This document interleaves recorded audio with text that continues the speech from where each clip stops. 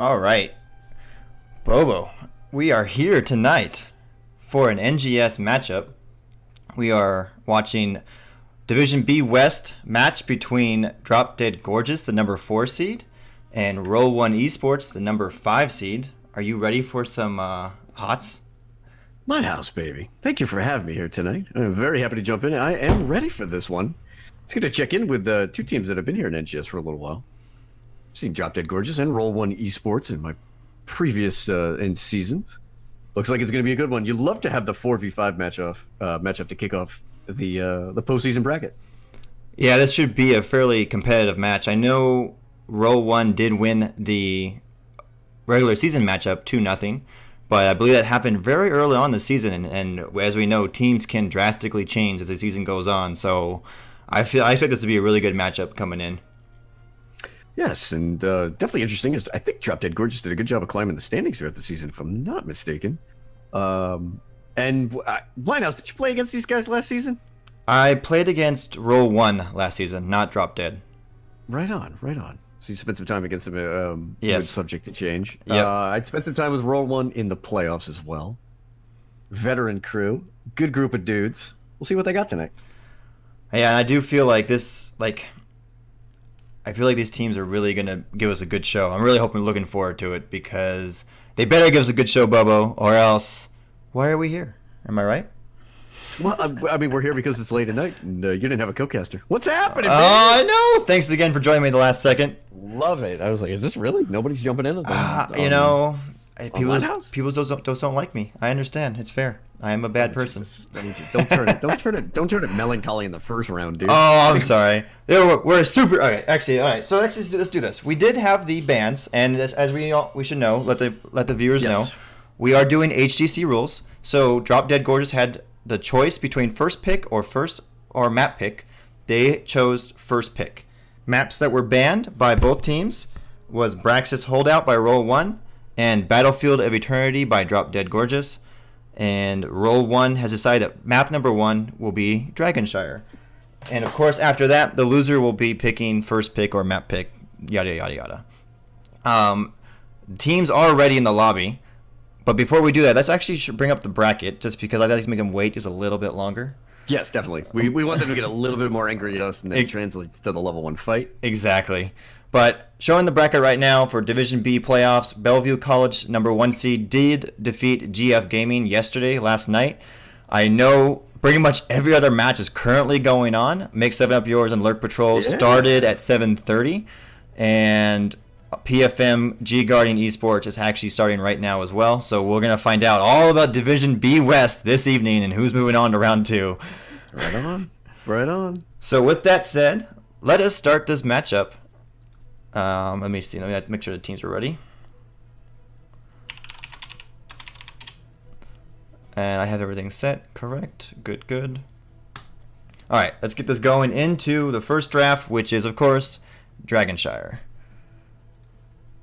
If it would start. Good map. Really neat map to start off with. It's a very demanding map in terms of macro sense. There are a number of choices to be made.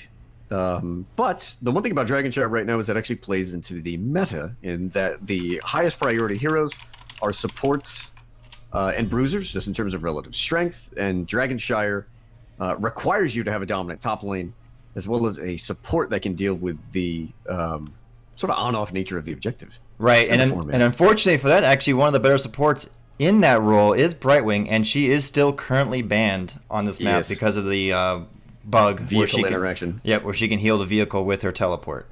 So vehicle interaction is always a source of bugs. I think it's definitely one of the major ones. I always love how it just kind of appears out of nowhere, even though it wasn't there at all the previous patch, and they didn't really change anything about her that would make it so that she should be able to interact with the vehicle yet. I would hate to be a coder. I'm just going to say that right now. And that kind of stuff. Well, I mean, it was just a flat... I wonder even... Because it didn't... How did it not pop up before? It must be the addition of the healing component to it. That'd be my guess as the baseline. Yeah. When she teleports in, and like, they're actually pushing her to just teleport liberally, which is kind of cool. You get that big 20% heal, which you can extend 30%. We have Genji and a Zeratul ban. Immediately. Those are interesting ban. I mean, the Genji one makes sense. The Zeratul being banned so early, that tells me like either they've been doing some scouting or they really don't want to play against Zeratul on this map. As somebody who was just coming off some quick match shenanigans, I'm very disappointed at that Zeratul ban. I would have liked to have seen it. And there's the Kerrigan mid, so a number of melee assassins are gone. I do find it interesting that Maiev is still up if either team has it in their repertoire. Well, I mean, Diablo is a very logical ban, particularly against Roll1 Esports, because Rock Your World is very good with his Diablo. And if Drop Dead was not planning on taking him in the first pick, Tyrande. They don't want him to have it at all. Yep, Tyrande is now the first pick. That she's clearly not, like what, number 2 or 3 healer now since you got changed?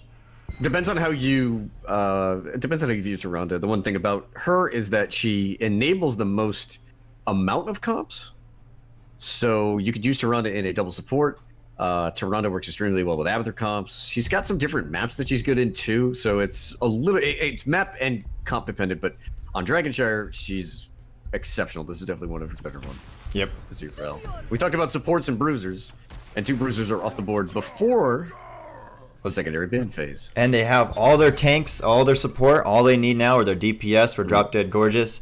Meanwhile, we didn't talk about it, but Roll1 did take the Jaina and Dahaka, so Dahaka can obviously hold that top lane with his burrow to be able to have the global presence. Jaina is a strong... I would say she's still the strongest mage, although it's close, right, between her and maybe Ming at this point, and maybe Kael'thas. As a dork with a tier list... oh, that's right. Jaina, wait. Jaina, Ming, and Kael'thas. Shut up! I just had to plug my own. That's all I'm gonna do. That's all. You're no fun. All right. I was gonna say a not Paradox approved tier list. A whole video. Okay. So with Jaina, Ming, and Kael'thas, a lot of it is map dependent. But the one thing that we kind of find is that Ming fits in more areas. Jaina is the one hero amongst them that you can really like break out like Medivh and Maiev comps a little bit more. Effectively, because she can handle both the PvE and the PvP from very early in the game. So we could see like a Maiev or a Medivh, and we get a Raynor. And the thing about Kael'thas is that the one thing that we found out here in Season 5 is that his win rate is exceptional. KT is a strong pick, and a lot of people have used him. I think at one point earlier in the season, maybe like the halfway point, he was over 50%, maybe near 55 to 60%, and Jaina was at 40 to 45 in terms of win rate. So they do each have their places. In all fairness, if you were to look at the whole entire league, that Jaina lose rate or win rate is my fault because we kept using her on my team and we kept losing. So wow, the double. Junkrat and Chromie, I don't know about that one. Like, you have Garrosh. How do you kill somebody when you throw him in? Tyrande stun? This has to be a Deckard Cain. A Garrosh can work. It's Uther. I don't know about that. I don't know about the I don't know about the Uther. I don't know about the both Chromie and Junkrat. I feel like unless the Garrosh is really good at throwing them into a Junkrat trap, and then the Tyrande has time to do her stun, and then Chromie obviously can blow them up with her WQ. It just seems like okay. So it depends on the kind of positioning that Gelda can get, because if you can work forward on the Garrosh and you can rip the combo almost sort of backwards, if you can immediately make the toss play and then make the groundbreaker behind you, then it's easy for Tyrande to get the stun, and then everything kind of works. But the other side of it is that this is part of the reason Tyrande is so strong with Hunter's Mark and an amplification of the damage that you do to a given target. You don't really need that much CC in order to kill something that is squishy. You may have trouble with a Murden if you can dwarf toss out, but like I said, the Hunter's Mark being applied, you just wail. you just go ham and kill that person. And throw abilities, and you're likely to get a kill. Yep. Well, let's start off with, I'm going to Drop Dead Gorgeous on the left-hand side. We have Pugs, Not Drugs on the absolutely adorable Rel and the Mount. We have Trent on... Is that Junkrat? That's a Junkrat.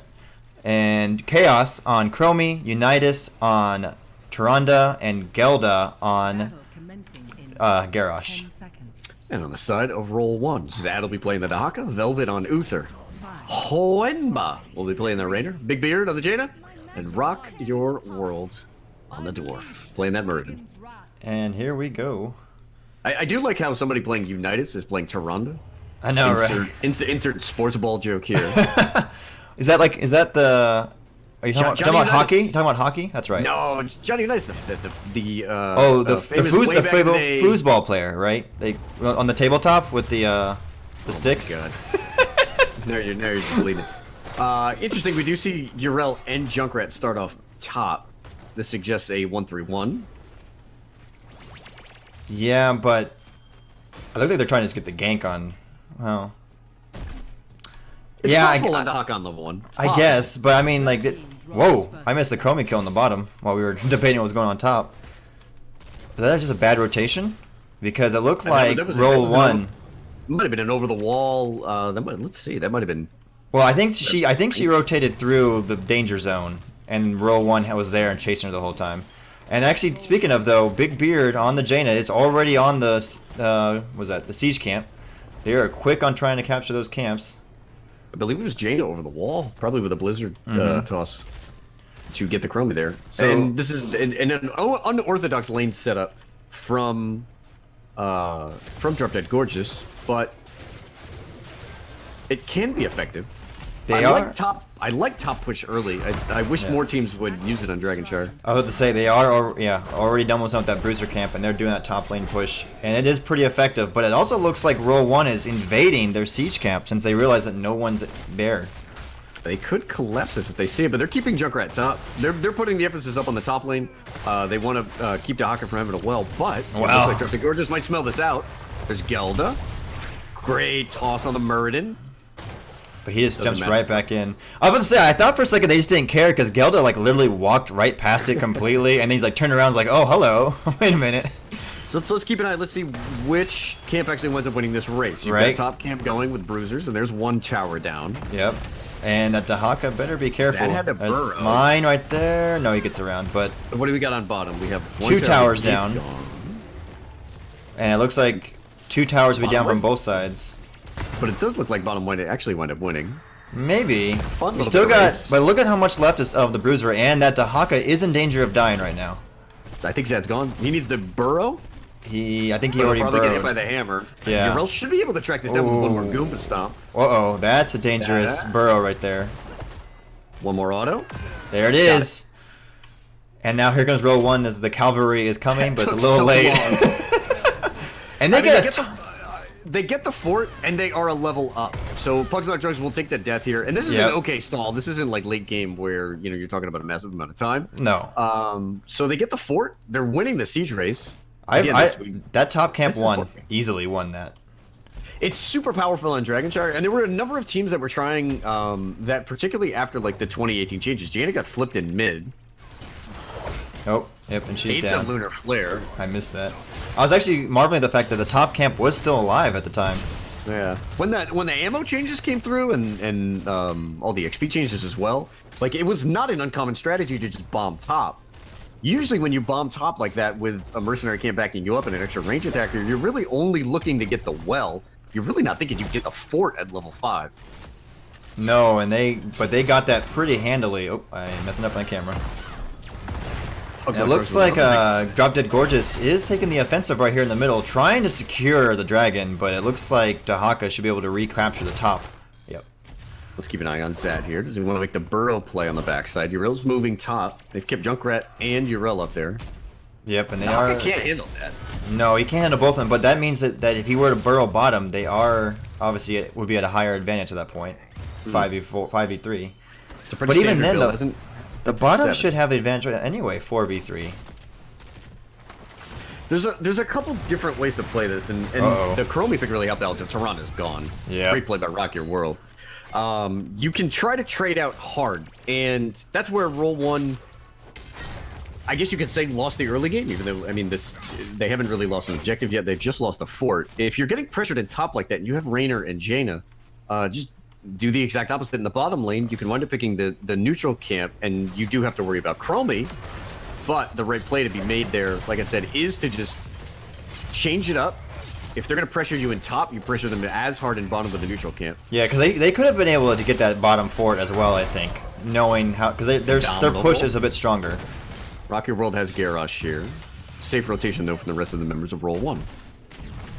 That's a hard flank by Tyrande, and Velvet smells it out. Yeah, but she might be in trouble. There's the Lunar Flare, but keep an eye on Murden. Yeah, there's a jump. Rocket rolled over. Does he have the stun? Get the Storm Bolt. No. He's low on mana, too.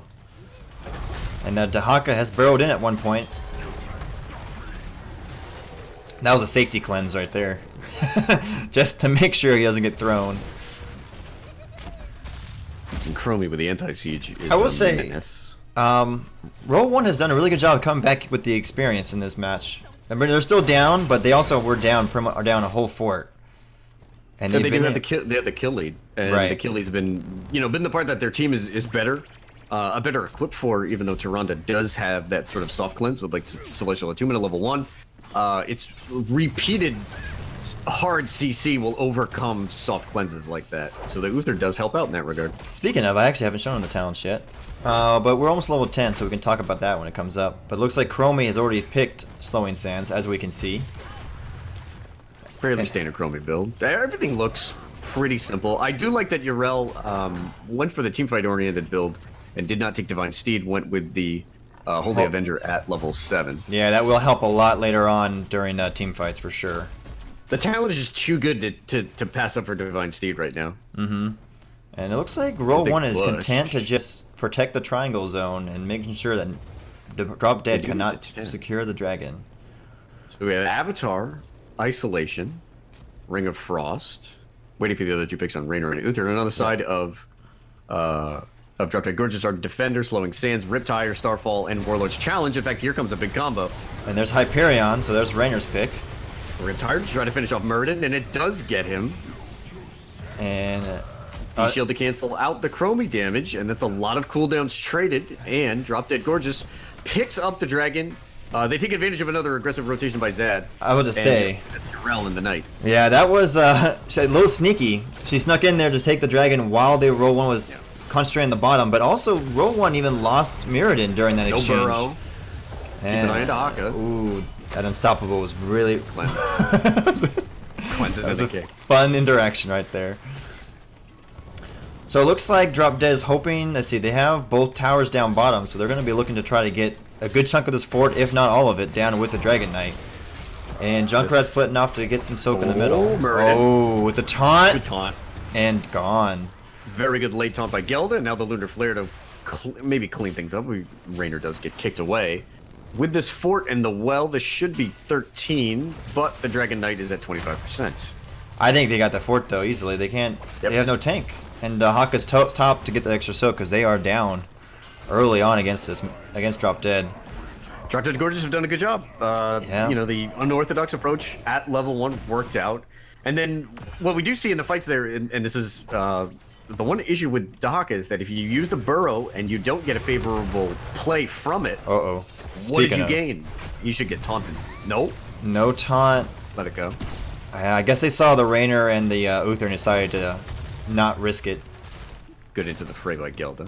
So if you make that burrow play with Dahaka, and again, you don't get a positive result, you don't get a kill or an objective, it's a massive cooldown, and it's something as a shot caller that you don't have in your toolbox anymore. And that's when teams can capitalize on the objective. That was a Dahaka burrow for a 5v4, and the kill was picked up by Drop Dead Gorgeous. And that's what also allowed them to back it up with the Dragon Knight. Yep, and it looks like Roll1's attempting to get the siege camp in retaliation, but Drop Dead Gorgeous is already on their way with a full squad, and I think they're going to steal that easily. There's Pugs. Pugs will not give that up. Yeah, that...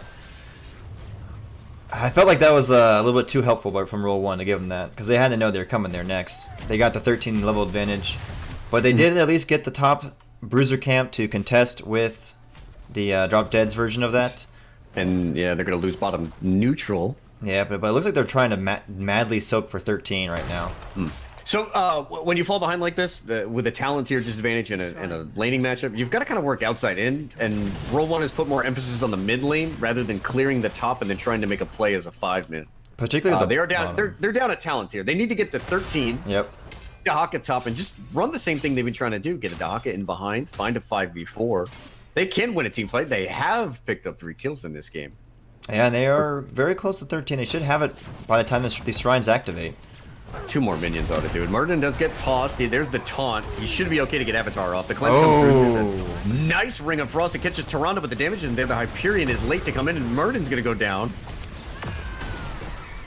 And that Wayne's Riptide okay. was more of a just a Kill one secure in on the end. Murden. Yeah. But that's And a very drop low in. Jaina. I would not. Yeah, but to say that was a very dangerous positioning by Jaina right there. They've got double camper. They don't need to worry about the objective at all. Nope, and Velvet then- gets tossed. Ooh, that concussion mine could have been the end for Ruther. Yeah, I think it was just a little bit slow on getting to where he wanted to go. But the concussion line's really hard to get off exactly where you want it to be sometimes. But do you think... So it looks like Rail's splitting off to clears top and mid, and then probably grab the top shrine. They can slow play this. Right now, Drop Dead Gorgeous wants to get to 16. Yeah, and they'll get we're there 11 easily minutes soon. in, maybe 3 waves. The Well, camp clear top will help out too. I think right. 3 waves would get them to 16, maybe a little bit less. Yeah, top's pretty good way for them to get some... Well, I Yep. guess they're not going to go for it, though. They're trying to clear... Oh, they're hoping to get it before... See, that's Yeah. a slight bit of mixed XP. Those are the things that count, you know. Again, that's like 5 seconds here, 10 seconds there. Mm-hmm. And they weren't going to get that. There was no way. Not going to cost them anything, really, in the long run. No. But they are going to hit 16 in a moment, and it looks like they're kind of posturing, getting ready to rotate down on Roll1, who are trying to take out the bottom fort to catch up on their own on the XP. Gil is in deep here. The isolation came through on Garrosh, who immediately gets hit by the Ring of Frost. Even though he was silenced, he'll get away. Yeah, had the Another unstoppable. Riptire. It does find Wainba, and the Groundbreaker came through. Rainer's Oh. taunted right now. Is it Rainer or Garrosh? It's Rainer. Rainer first. goes down. Big Beard stepping up to try to get out of the Chromie damage. And Big Beard is gone. Deckard goes, Dahaka goes down. Velvet looks like they're going to go for him next, but Rocky Roll should be able to zone him out a little bit, enough for that. But Unitas really wants Velvet to go down. A little bit of bodying there from Tyrande. That's going to be the objective. Junkrat's looking to pick this Dragon Knight up. Oh yeah, he's going to get that easily. And With the camp on bot lane, that's an easy keep. yeah, do you think they skip middle fort altogether? I think they're going to try to kill a middle fort, then go keep bottom. Depends on where the wave is. You can clear that fort really quickly and then rotate. You just want to make sure that more than anything, your giants are behind the wave. You don't want your giants to meet a wave here and take free chip damage. And that they are There's a rotate. unfortunately taking the free chip Yeah, damage. a little- But not too little bad. Not too bad. Yeah, they Just kind of picking zoned on, it out like, enough. some of those- just picking on those slight issues. So now walk your wave up and then get your dragon on. So your dragon isn't tanking the fort. Yeah, he took a little bit, but not too much. This is uh-oh. I got a whisper from a friend. Easy keep. But it looks like... Hold on a second. I gotta respond to that. They have a Garrosh. They can go for this. Pugs Nocturne stepping up as your realm. That's the right move. There's a flip onto Muradin, who taunts and is trying to have enough time to get the Avatar. He's got Hyperion and Ring of Frost on the backside. Tyrande is rooted right now. Unitas is low. Might go down to the combo from Wainba. Rainer is okay. Core at 25. Dragon Knight's going to finish this off. Yep, that's over. And I'm back. Sorry about that. All good. And that Big was a seven. very clean victory for Drop Dead Gorgeous in game number 1. I mean... A different approach, and it worked out for them. Yeah, a very different approach. But they, like you pointed out in the draft, they executed exactly as you were kind of inferencing, and they just really destroyed. I feel Roll1 in that first game. Like they handily had the map control the entire game. Yeah. They did. So, like, once they took out, and not even the fort, the well in the top lane is like the most important structure there. Obviously, it's a well. We're talking about a game in which your top laners are gonna be up there forever. So even though it's Dahaka, like, you take that well out at level 1, you have no top control against a Yrel. Yrel wins that matchup 1v1 at least until level 7, and now that you have a well gone, there's no winning that top lane. Mm-hmm. And like I said, at that point, the only thing you can do is play Dahaka, try to play Yrel as even as possible, and make big burrow plays. The one burrow play that we saw, which came in, I believe, around level 10 apiece, was unsuccessful. Then you got a Dragon Knight. Dragon Knight takes bot lane. Top lane's already gone, and Drop Dead Gorgeous can kind of just bleed out the XP and take, talent tier advantage fights, and that's what they did in game 1. Yeah, and as you can see, like even the damage for Chromie was actually higher than a Rainer, and I felt like the Rainer was heavily involved for Roll1 on all the team fights. So the fact that she kind of beat him, it's kind of crazy to me, honestly. I was gonna say the Chromie DPS. Is my thing not working? There it is. No, it was me. But I will say the siege damage as well from both the Rel and Junkrat far outpaced most of what Roll1 was able to do. And it does look like Roll1 wants the map.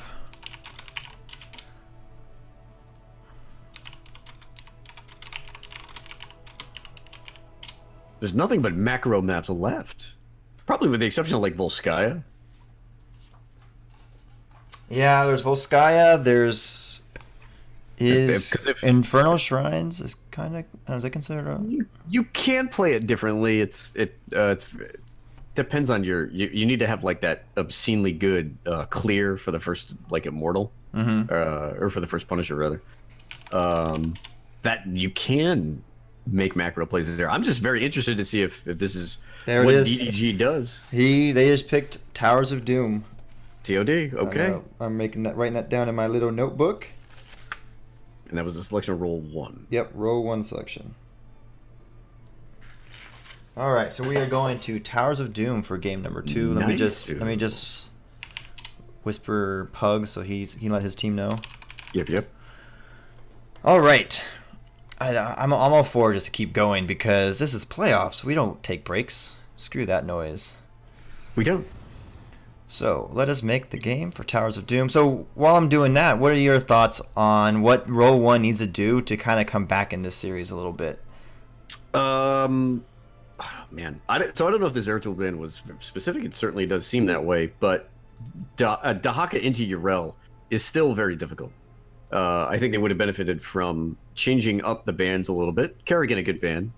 But if you want to go for that early Dahaka, you need to protect him a little bit better. And I think that played a big part in it. Their comp, and listen, the comp was good. The drafts for both teams made plenty of sense. It was just the very interesting early game decision from Drop Dead Gorgeous, and they got out in front to their credit, and they executed a great plan. Yeah, and they, like you're saying, like they got the early camp. They knew exactly how they wanted to play that map, which is interesting because that was the Roll1 map pick. And it is very clear that Drop Dead Gorgeous has a very clear, precise strategy on that map, and they executed it really effectively. Like I said, we just haven't seen like top lane priority in Dragonshire in months, but it was a thing. Bobo, I can say I've seen it because my team lost to it. Did you? Okay, I definitely ran that at like for like a hot minute. It worked for a little while. I mean, just a little bit. I mean, I've never seen it before, unfortunately, until they did it to us, and I was like, "Oh, this is super effective." It's crazy cancerous. It starts with a Greymane, and it always starts with like a weird like top lane choke a little bit. The key is like once you cap, like I said, it usually is Greymane, because Greymane's one of the only people that can really just burn through bruisers. So if you can burn through bruisers your own, like super early, you can try to make an extra play like bot mid, and then immediately go for the invade. Trying to think. There's some hero, like I said, some heroes help you out. Rhaegar helps you out. Kharazim helps you out. You need to have like a Muradin and an Uberek or a Tyrael. ETC can do it too a little bit, but looks like we have family issues going on in the lobby chat. God. You should do that. Sky Temple too. You can Sky Temple's the other map where, because there are two bruisers in the top lane, if you make an early play for both of them, they're better than any one man advantage a team is going to get in the off lane, if you will. Looks like I think if there's. I see it now. I saw it now. Roll1 needs a second. So anyway, let's talk about more things. No problem. More things, Hots. So Towers of Doom, the strategy I feel it is still the best map. It's the best map. Easily Towers of Doom. Let me think here. You're probably right.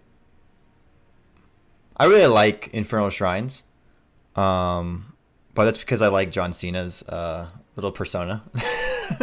Towers of Doom, best comeback map, most unique mechanic in the game in terms of the core, and it always gives you the weird position where maybe somebody has to choose between boss and an altar, or altars on opposite sides of the map, or defending sappers and capping an altar. Like the last decision is always cool, as long as the game isn't like a blowout or a stone. Yeah, but I agree. Like Towers of Doom is probably the best map just because of its uniqueness. I love it. You really do need to control the bottom lane, though, unfortunately. Like, it's not as bad as it used to be back in the day, but controlling the bottom lane is still, Yeah. I feel it's like the easiest road to victory on this map. Yeah. You can't. It's very difficult to trick a team into not picking siege damage. You would have to like give up, like Kerrigan, and then you need a very good anti-siege hero like the Chromie that we saw in game 1. Does very well on Towers of Doom because she's oppressive either sieging. She does very well, obviously with the time traps and the long range damage, but she's also really one of the best, if not the best, anti-siege hero in the game. Right. But you're right. Like there's so much siege damage across the meta right now. We saw it in last game. You had Jaina and Raynor. That you can't ignore bottom lane. Do you think we see an Asmodan picked or banned? Because I don't believe he was banned in the last game. Man, I don't know how I feel about Asmodan. Are we still that worried about Asmodan? I'm not saying we're worried, but I am saying Okay. that I feel like this is one of those maps where it's not terribly difficult for him to stack. Yeah. And then it's not terribly difficult for him to stall a tower objective until everyone is dead from boredom because they can't because he keeps stalling it. So that's what I'm wondering. Do we think there's a chance for Asmodan to make an appearance either via team pick or banned? First bans we had. What did we have? We had Genji, Zeratul, Diablo, and Kerrigan. I don't actually remember the bans on those. Okay, Rocky World's back. He's ready. Right on. I do think you changed. I think you changed the bans up because of the map. I think so too. I also think if you're on the side of Drop Dead Gorgeous, this is one of those little draft wrinkles. You can play this off. You can get a free Chromie ban. You're probably gonna get one, right? Yeah, I think so. I think that Chromie is getting banned this game because of what happened last. So now, if you want to play the same style, you just leave the Asmodan open, and then you may get a Chromie and an Asmodan ban, and that would free up the first rotation.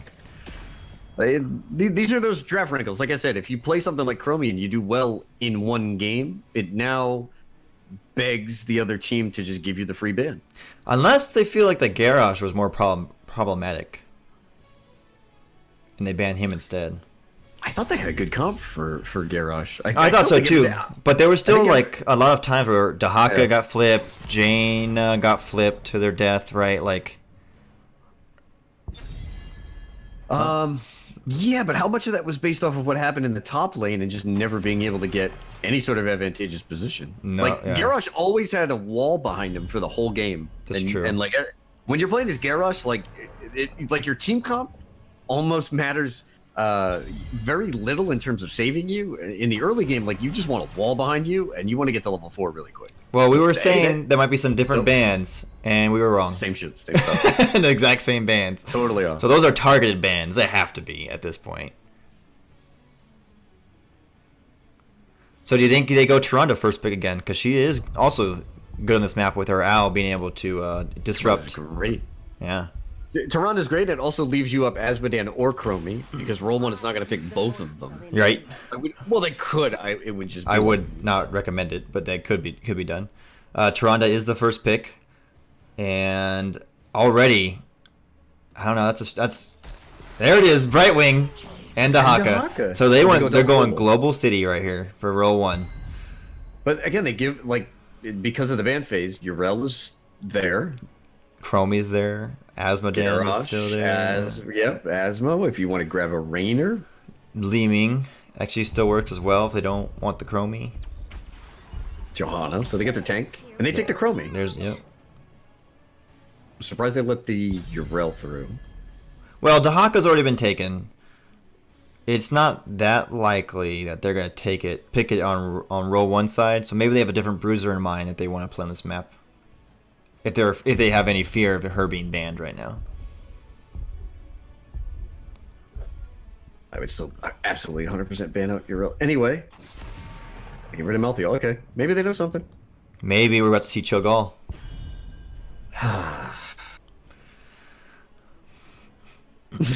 I mean, Malthael was just banned. I'm just throwing it out there. I don't think I would recommend it if I'm Roll1. I don't think I'd recommend the Cho'Gall right now. No, it would be horrible. Medivh ban. That's interesting. Suggest something a little risky. Could just be for the chromie protection. Could be. In the tower protection, right? Don't do it. On the Don't- objective. I Don't know, pick- right? Don't pick Cho'Gall. I don't want it. You can chat. You can fight me. A new Brack. Boo. Boo. They actually take the Cho'Gall counters. Yeah, but there's no way that I know. Drop Dead was considering it. A Although, Nubarak Tychus is largely the best possible. do they take Maiev with their last pick on Roll1 side? I'm wondering what the Medivh ban is about. Yeah. Just because it's like instant burst protection, is it just it's hammer? Oh, that's why. Hammer. So like the Aurel gets through, and this is just about the exact same team comp. But Maiev is so good against Hammer right now, and they didn't ban her. But they're not going it. They're going the Ming. Ming is huge. Good response by Roll1. So this is the same idea. This is just range, and structure damage in front of an impenetrable wall. Oh, I just realized I should change the what's it called? The score for the next thing. You should because because it looks like Roll1 is because like Roll1. Right. It was. Yeah, but so it's not Garrosh, but Johanna serves just as fine a purpose and does pretty well against Tychus, all things considered. Mm-hmm. The Li Ming pickup was really big by Roll1. Li Ming is the best hero against Sergeant Hammer. Yes, she is really good against that, and you still have the Anub'arak as well for the dive. So I still think it's a pretty good draft for Roll1. But Drop Dead has clearly shown that they know how to play with the Chromie and make her work really well. Although I'm really curious how this is gonna work with two siege type heroes. Roll1 picked the most aggressive comp that they could. Right? And then Drop Dead picked like a very kind of passive type comp in a sense, Yes. right? This could actually be Brightwing Bombs. I'm not sure. Blink Heal is a stronger talent, but anyway, let's introduce our team. Yep, Drop Dead Gorgeous. We got Gelda on Johanna, Pugs Not Drugs on Rel, Unitas on Tyrande again, Chaos on Chromie, and Trent on Sergeant Hammer. And for Roll1 Esports, looking to send it to a game 3. Velvet on the Brightwing. Zad will be playing Dahaka. Oenba will be playing the Li Ming. Big Beard on Tychus. And Rock Your World on the Bug. And yes, we are. Roll1 is looking to hopefully make this go to a game 3. I forgot to zoom out my screen a little bit. I mean, going into this match, based on the comps you see, who do you actually like as the favorite to win this? I think the fact that Drop Dead Gorgeous can repeat their objective from the same game gives them the advantage. They wanted to play another sort of, deep, long-range siege team. And I think they got everything that they wanted. They chose the Johanna early. It should work decently well against Tychus. We'll see about Li Ming. I'm gonna pick Roll1, and it has nothing to do with the fact that I really want to see a game 3. Wink, wink, nudge, nudge. But actually, I do really think that they are a strong dive team, and this comp kind of really complements what they want to do. Velvet is going to have to make plays. Like, this can't be a passive Brightwing. No. Even if it is Blink Heal, the Brightwing is going to have to Blink Heal in to get a Polymorph and use Blink Heal to get back out if needed. And speaking of, actually, the Brightwing did take the Greater Polymorph at level 1. Yeah. So that looks like a playmaking Brightwing to start off with, at least. And this then, is kind of like a quasi double ISO potential here. You would cocoon what I assume will be Johanna, and then Poly to help secure the kill. There's a good flare. yeah, that was a. Ooh, I think Rock Your World could have had the pick on the Chromie, but his burrow was a little too far. But they Dahaka still hasn't burrowed down. Yeah, I assume he's coming. Rock Your World is dead. Yeah, what? That was a little of a late burrow. And that's a Johanna. Gelda does not mind. We'll step up with a Condemn. Good orb on the backside by Wainbow, who's getting good damage out on the Li Ming. Brightwing going to teleport in and save Dahaka, but it winds up eating the Lunar Flare. And again, this is the problem that we posed in Game 1 for Roll1 Esports. Every time you make a move like this with Dahaka, what did you get? Yep. And what they did was they lost. They took a death. And they lost 6 speed. Yep. They might actually wind up winning the siege battle down here if they can clear out these pumpkin zappers, but... That's true, because their pumpkins did make it through and get a fort, or a tower, I should say. Silver linings, but they're one level down, Ooh. and they're going to lose a tower. Yep. So it's going to be about the same. This Hammer, here comes in the Big Beard on the backside. Hits the grenade on Hammer. Stun, and here comes the combo on to United. Gelda on the backside, hits the Condemn, still has not used the fullness of her kit. And zones out for Hammer and Chromie. Yep, and there's Rock Your World trying to get into Hammer's face a little bit for this objective on the bottom. It looks like Rails, Pugs Not Drugs, is already on the tower up top. And they're going to secure that. I wonder if he's going to be able to stall the Dahaka on the right. Or if he's going to come down. Like, Dahaka was really late rotating to that tower. And now it's... right here. Yep. But that's kind of like... Watch the backside. And he's got time stopped. Ooh, but is that Tyrande? Tyrande? Big Beard needs a grenade. Doesn't get 120 health on the Tyrande. Rock Your World is low. Big Beard took a good amount of damage himself. Ming is trying to secure the point. Gets it. Ooh. Well, they did make it back in time. I was a little worried that was going to be a little bit too slow of a rotation. Nice job by Roll1. They were down a full level, and they have closed it to about 3/4 of one now. Yep, but down a full level and still able to secure 2 of the 3 objectives to start off the game. Polymorph build on Brightwing with Unstable Anomaly at level 4 increases the slow by 50%, and upon expiration, it actually deals percentage-based damage. Hey, you want a Playmaker Brightwing. That's how you make a Playmaker Brightwing, isn't it? That's pretty cool. I like the new Polymorph build. Like I said, I want to see aggressive plays from Brightwing and Dahaka, and they've got to be timed up. Mm-hmm. They've got to be timed up. Zad needs to just jump in earlier. All right, Rock Your World. Looks like he's eating a lot of damage from this hammer. Is he planning on going in? No. Has used the Hardened Carapace, so the W is now on a 6-second cooldown. There it is. Burrow in on the hammer. Aggressive Brightwing play. Oh, but the trade out Chaos has auto attacks. Bronze Talon's not enough. Watch out for this. Oh, so close. He barely squeaks away. Velvet really saved him by body blocking the Chromie a bit. Better attempt, though, by Roll1. They nearly came away with that. Yep. But actually, they do look a lot more comfortable so far in this game than they did in Game 1. Yes. This is a big opportunity for them if Rock Your World can tap. No, he's got to full back. They might just have to give this one up. Urel in the top lane is just picking off minions. Yeah. And he's starting to get some chip damage. And then Zad, I guess he's going to stay top and get that soak. I think Roll1, like I said, they need to give a mid. They're going to focus on bottom. The Owl already came out. Yep. And that's a good polymorph. Is that enough? No. Lunar Flare as well as the Blind. Big Beard is on Johanna, who has used Iron Skin. Rocky World wants to go in on the Hammer Siege tactic used as well. Yeah, they are 4v5. Dahaka hasn't burrowed yet. Might not have it on... Remember, he used it probably on cooldown right before this objective is walking down. Looks like he's burrowing. There it is. Coming in from behind. There targets Hammer on Treant. Oh, the Unstoppable just in time to avoid the tongue. Woo! That was really Watch Pugs Not Drugs. This is in a jump Goomba Stomp build. Urel dropping armor left and right. Chaos has stepped up on a sailed, and Chromie looking to get the channel. Yeah, but looks like Ming is trying to prevent her, at least with her poke. But Roll1's, I guess they're a little bit more healthier than Drop Dead, but not too much.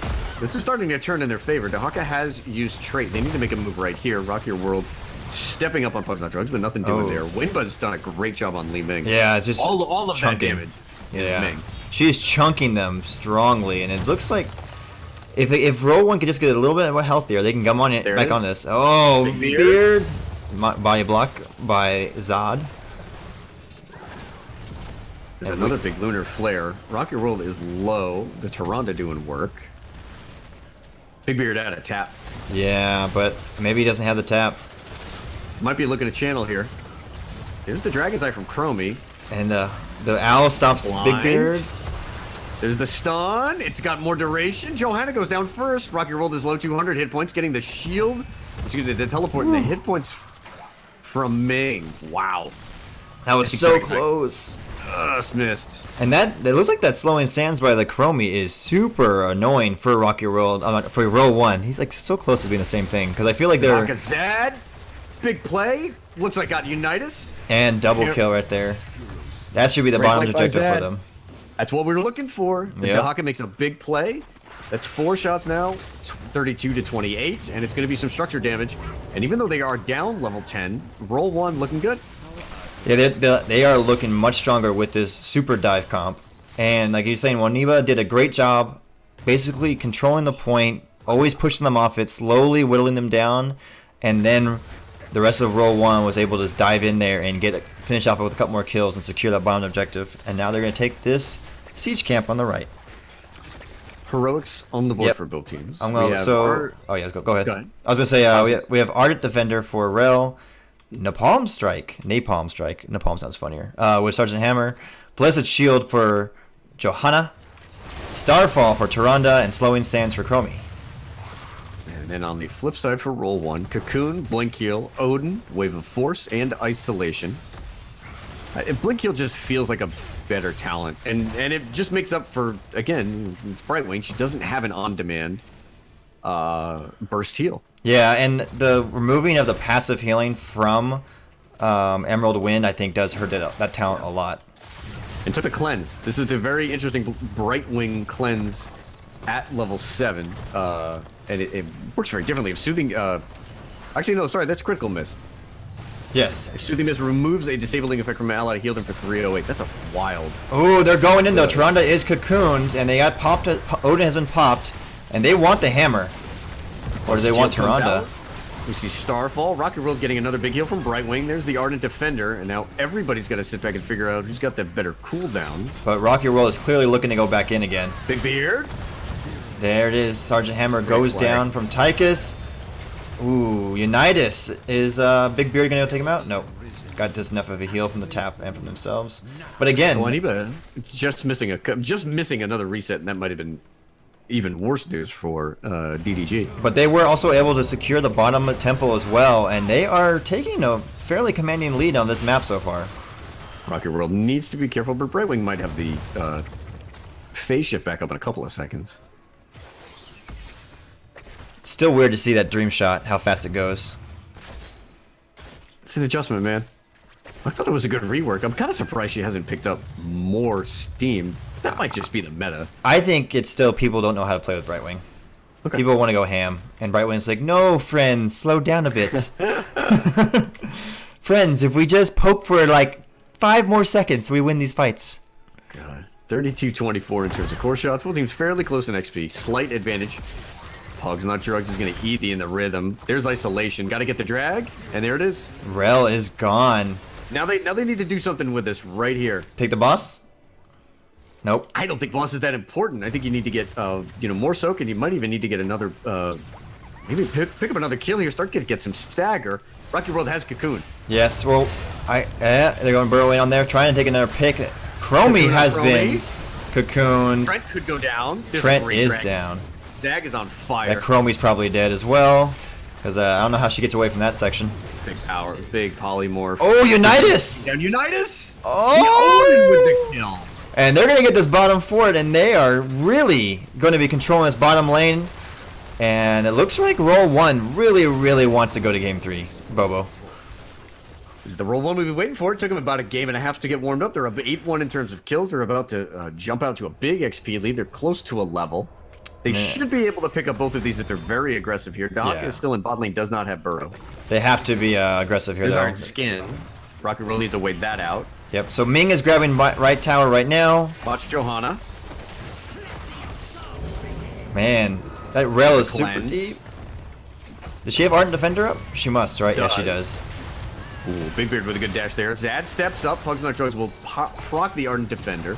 Zad has trait out. Blink here used from Velvet. And now that all 5 members are back, I don't know if Roll1 can invade. Yeah, I think they're giving it.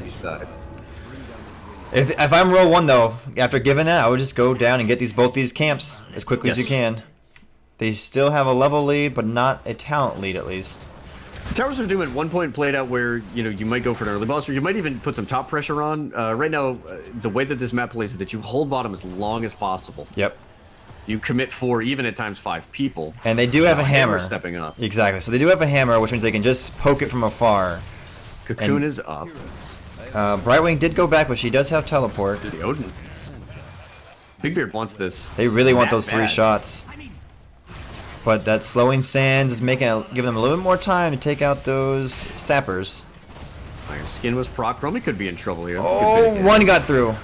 2 got through. 3. All 3 got through. Really? I thought a couple died.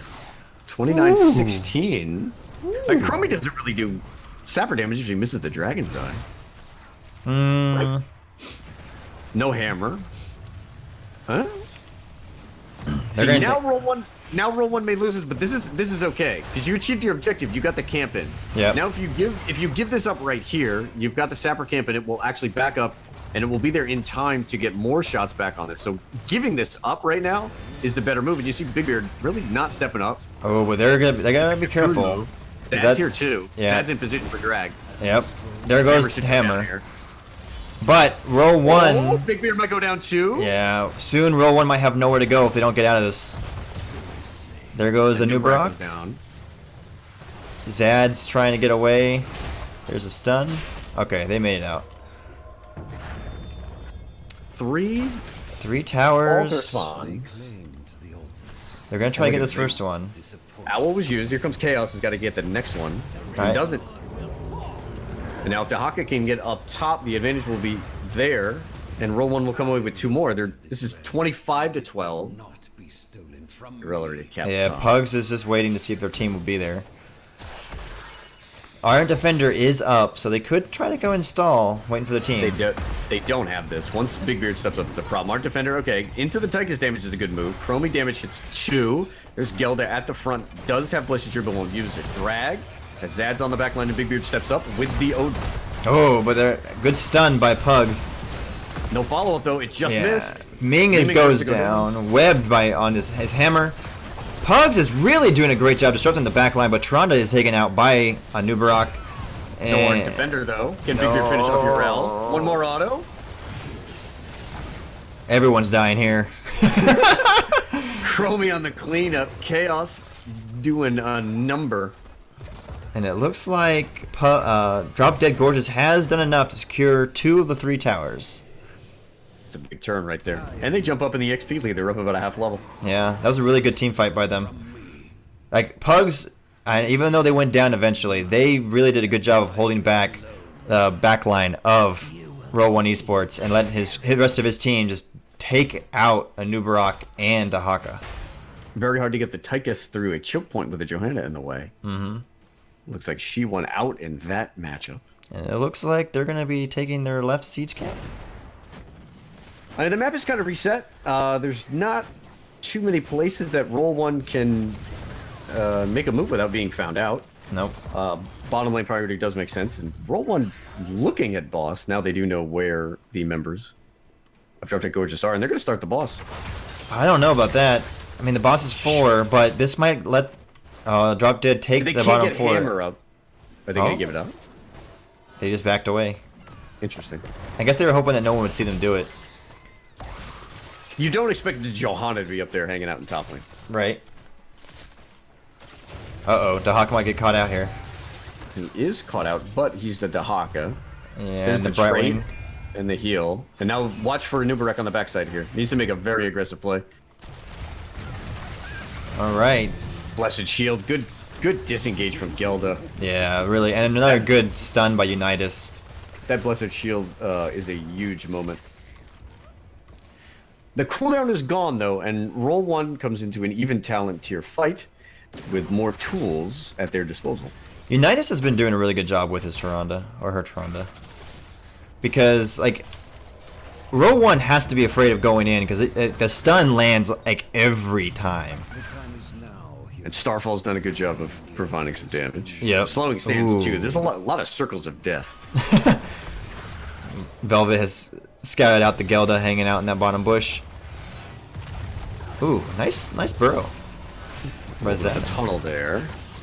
Iron Skin has already been used. Rocky Roll can think about making a move soon. The drag comes out onto Urel. Nothing doing there. Wave of Force hits 2 members. There's a cocoon, but it got cleansed. Wow, I was wondering what happened. That was a hell of a cleanse. Great play by Trent. Blessed Shield now on the front side. Urel does manage to get Ardent Defender up despite being silenced. Big Beard uses the Odin.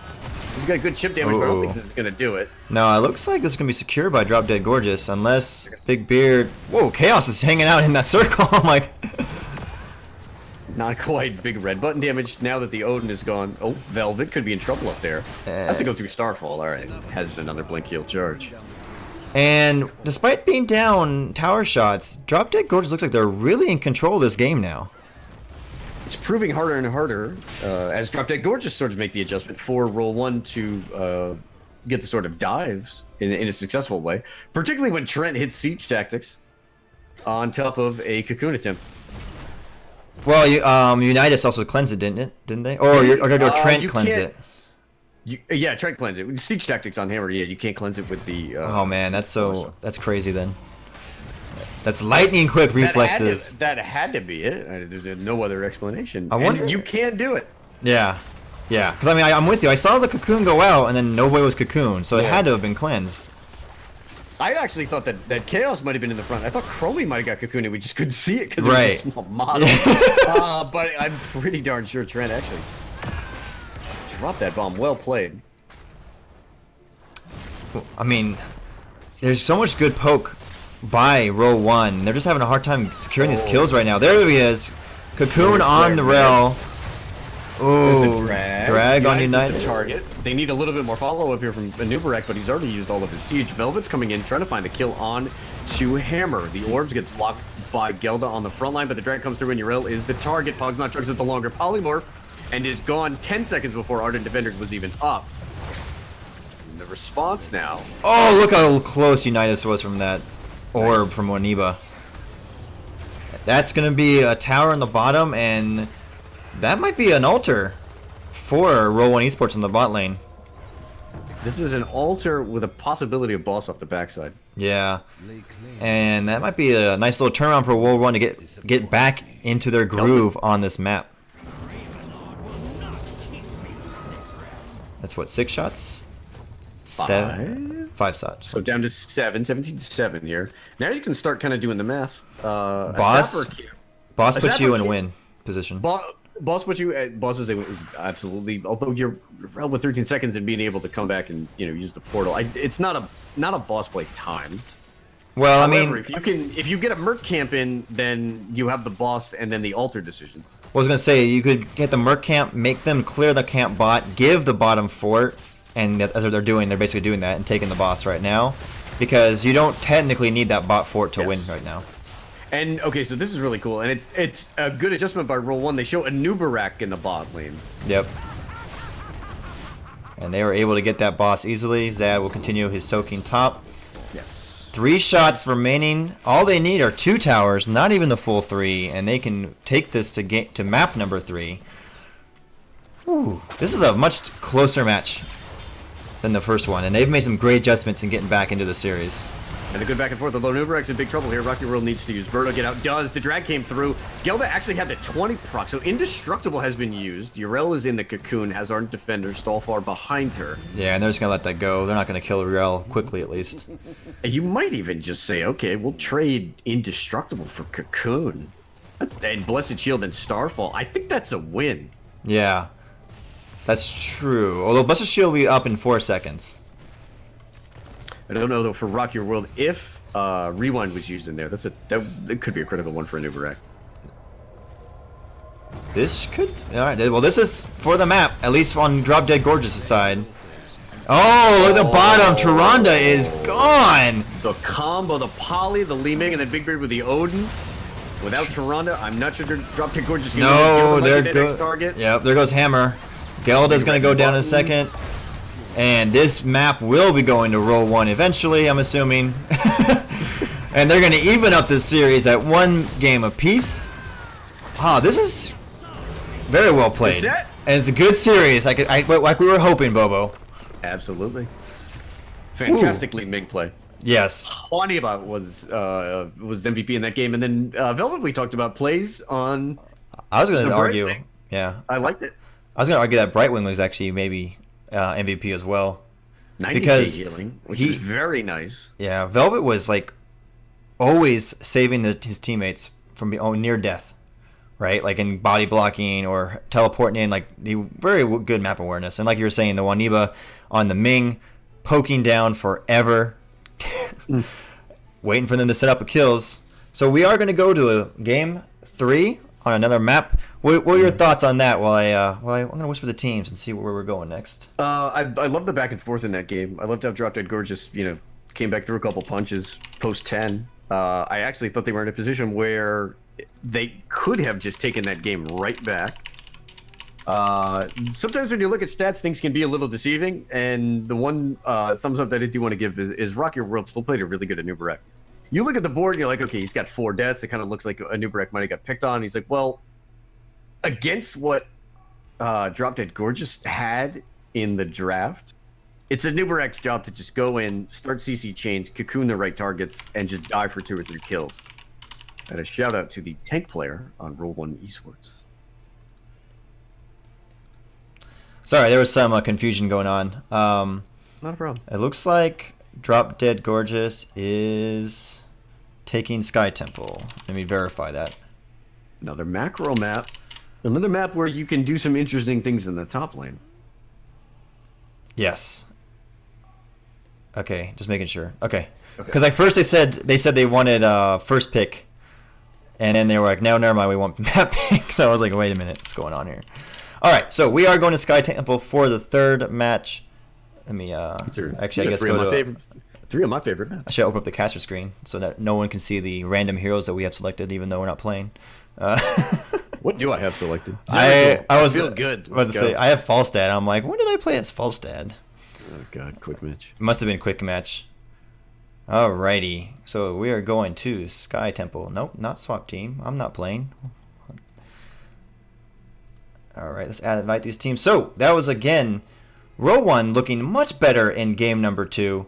Absolutely. And I'm excited because that means hopefully game number 3 is going to be a nail biter. Once again, for those joining us late, this is a Division B West matchup between Drop Dead Gorgeous, which was the number 4 seed, and Roll1 Esports, which was the number 5 seed. So the 4 or 5 seeds, always a good day. This is you gotta remake lobby, friend. Why is that? What did I do? I did Dragonshire, son of a bitch. Okay, anyway. So also if you were just jumping in later in the series, fantastic macro play. That's really been cool. Avocado, hi, how you doing, Cersei? Good to see you tonight. Thank you for coming out. Great macro play in the first map of our set. An unorthodox approach to Dragonshire gave a really big lead for Drop Dead Gorgeous, and they sort of snowballed that into a couple of dragons before a win at level 17 versus 14. And then here on Towers of Doom, good awareness, good control over the bot lane by Roll1. They make a couple of critical decisions late, and they turn what was... Oh, I'm trying to think. That game was 32-24. This is Towers of Doom, so we're talking core health. Yep. It was 17-12, and then it was 17-0. I think that's the way that it ended. I think so, and for a little while there, Drop Dead Gorgeous did make like a bit of a comeback, and they had Roll1 on their heels, and all of a sudden Roll1 just kind of looked like they just said, you know what, we know this map, we picked this map, damn it, and we are going to take us to game 3. We're not letting this team get back in. They look like they just had to shake off, a little bit of the early game jitters, because they're running the same, ideas in both of those games. They're running a Dahaka, backed up with a Juaniba on a mage that's got single target isolation, just blow up. Jaina and Li Ming, and the plays that were not there in the first game were definitely there in the second game. Yep. So let's what do we get in the third game here? I mean, we've seen some not, I don't want to say odd drafts, but Linus, do you think that we're going to finally get a little bit of a different approach in the draft? I mean, I was going to say, I think Roll1's going to do the same thing. They are a dive team. They want to dive in and kill the other opponent. And I think that was like a good changed by them because their Diablo is getting banned out, which is like a hero they really love to use. And I think they tried to do it with a Mirrodin in game number 1, and it didn't feel like it worked as well as they wanted, and they switched to a new Brock in game 2, and that seemed to be a lot more effective, at least for the style that they want to play. So, style, right? I mean, to me, that's a dive style, right? They want to get in there, and they just want to blow somebody up, hopefully 2 people up, and just win the team fight immediately. And that's I was going to say that's why Sky Temple's kind of interesting, because we've seen Protect the Backline siege comps twice from Drop Dead Gorgeous, and we've seen sort of dive comps twice from Roll1, and this is Sky Temple, and the dive comp wins. Yes, and this was a pick by Drop Dead Gorgeous. Keep everyone in their mind, right? And that's what you're trying to say, right? Because Roll1 is a dive. Yeah. So it just, it means to me that, especially with Drop Dead Gorgeous taking map pick, it means they definitely have a unique plan. Yeah, slow siege comps don't win on Sky. No. You can 5-man and run cheese and just try to run it down bottom. That's I don't know, the most common cheese that's still out there for Sky Temple. That's usually like a weird, like a Greymane Tyrael Anubarak with like a Morales kind of comp. You can do that on Sky, but dive comps win. Muradin and Anubarak are fantastic tanks on this map. Yep. We've seen them already selected twice. The Dahaka priority interests me. Do we get a Dahaka ban in the first ban phase? I wonder if we do, because I could totally see that happening, and I mean, it's very, very clear. That's what Roll1 wants to do. The Roll1 wants to get up in their face and just destroy whomever is in their way, whoever happens to be the most out of position. Particularly like that last team fight, the Tyrande was just like barely like separated from her team, and Roll1 just pounced and just deleted her in like it felt like a millisecond. And I'm wondering if Drop Dead's gonna make some kind of a adjustment for that, because this is game number 3. Whoever wins this is moving on to play. Was it Bellevue? Yes, yeah, Bellevue was the 1 seed. Yep, the 1 seed Bellevue. And we have the same band so far, Bobo. Nothing is changing. In game number 2, I thought that played to the advantage. Oh! Yeah, they know something of the Samuro. There's a different band right there. Now, here's the odd part of this is that, okay, you targeted Samuro, why not the Abathur? Maybe they feel like they can beat an Abathur, or maybe they're taking Abathur here. Maybe they're taking Abathur first pick. This is Dahaka. Almost, I would say almost 100%. I don't know if Roll1 plays an Abathur. That's true. I have no idea if they do either. This has to be Dahaka, because if you don't Dahaka here, you could give up Abathur Dahaka. You could. They take the Brightwing. Okay, they still want the global. So it's neither Abathur or Dahaka. It's the Brightwing. You don't often see Abathur Dahaka. That's a little too much global. But okay, so what this would to me smell like Urel.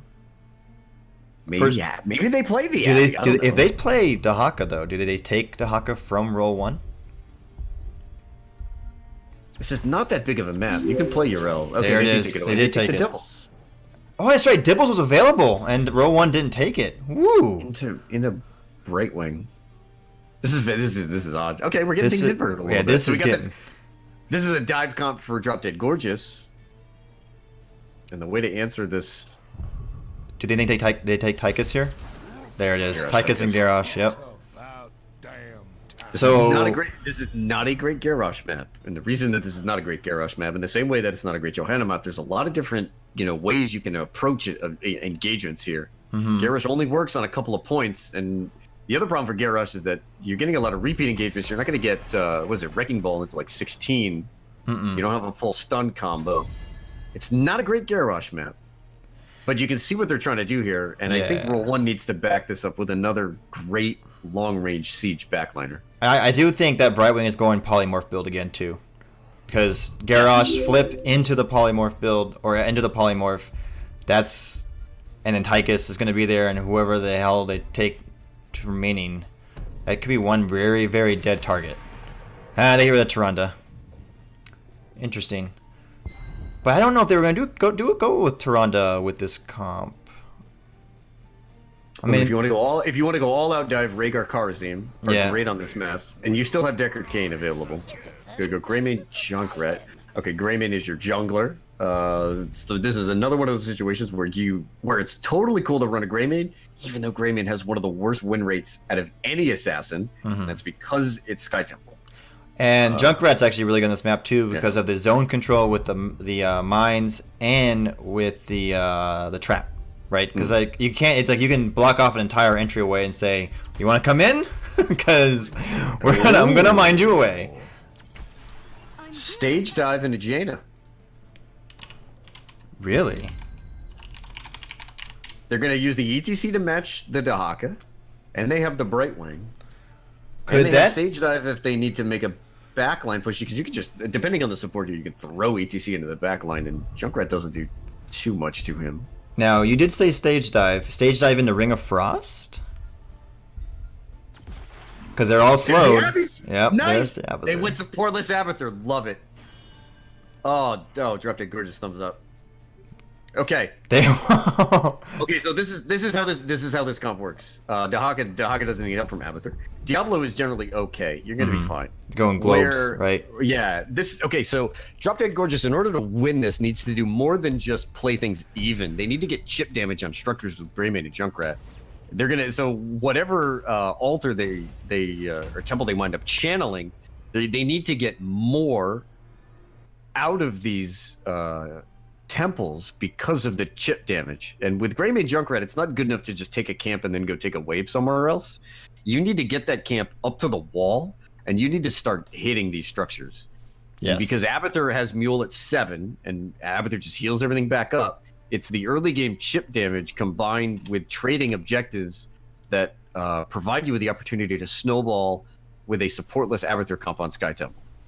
That's how this should work. Like I said, the chip damage is going to be a big focus. Yes. But going into this deciding game number 3, we have Gelda on the Diablo, Unitas on Junkrat, Pugs Not Drugs on the Dahaka, Trent on Greymane, and all the way back here on Abathur is Chaos. I'd love to see this. For Roll1, trying to complete the comeback and get the reverse. Rock Your World is going to be playing Garrosh. Big Beard on the Tychus. Juaniba will be playing the Jaina, Zad on ETC, and Velvet on Brightwing. Alrighty. This game, I got tingles. This is going to be spicy, I feel, with the comps for both these teams. Sky Temple is low-key like one of my favorite maps because it's just fun to shot call. Yes. Here they go with this, again, another little mini unorthodox approach. Roll1 kind of smell it out. They send Junkrat up top.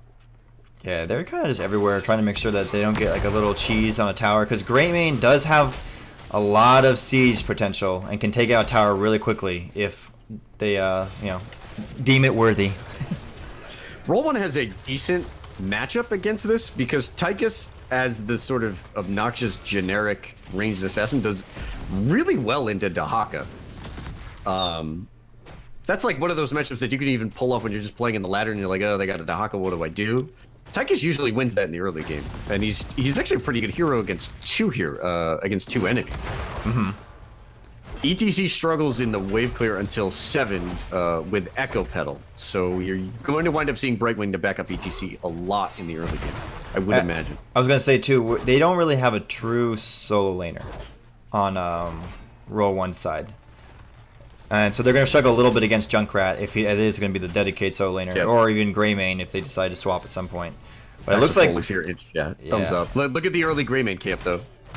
This is what we're talking about, bruisers over giants. And Roll1, this is what they didn't do in game number 1. Put the emphasis on bottom and just try to figure out how you can trade this out. Yep. And they got both siege on bottom quickly, and that's going to take some tower damage or structure damage. They need to make sure that those giants get up to the wall. Yeah. Again, trading. Look. Just take a look. Take a look. What's going on here? Chip damage. Yep. Abathur heals it back up, but it's permanent on the side of Drop Dead Gorgeous. Ooh, Trent though. There's But Diablo might pay for the sins of of Trent right here, because Gela's gonna go down instead. Blood. So I am looking at chat now, and I see we got We got Cersei, we got Home of Poe, we got Avocado, Axel Foley, Mongoose, John Nye. We got all these people joining in to see this matchup. Welcome.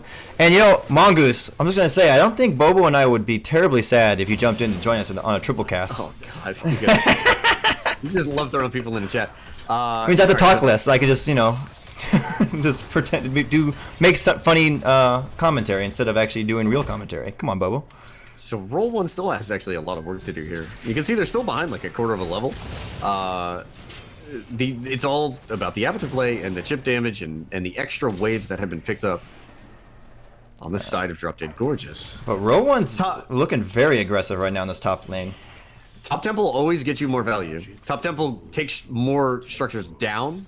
And it targets top, right? Yeah. Instead of mid like the middle one does. If you're gonna trade temples, you take top early.